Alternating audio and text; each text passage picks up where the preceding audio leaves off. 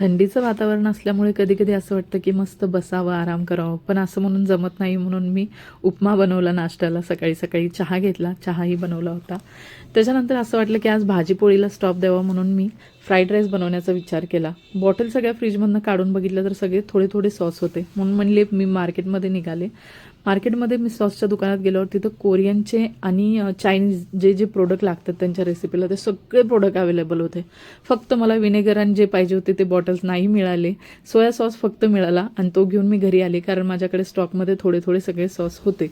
त्याच्यामुळे मी बनवायला घेतलं. इथं आर्यनला बॉईल अंडी दिली कारण असंही एग फ्राईड राईस बनवणार होते.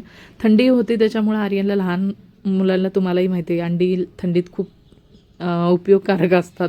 प्रोटीन चांगलं असतं त्याच्यामुळे मी त्याला खायला दिलं त्याच्या पप्पाला आणि त्याला.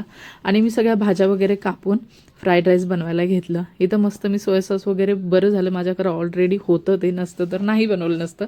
बाहेर तर आपण असंही खातो छान लागतं पण कधी कधी घरीही बनवून खावं म्हणून मी आपलं घरी नेहमी असं अधूनमधून बनवत असते. म्हटलं आज तुमच्याशी ही रेसिपी शेअर करावी. अजिनोमोटो वगैरे टाकून मी सगळे ग्रीन सगळे व्हेजिटेबल्स टाकून मी राईस टाकला.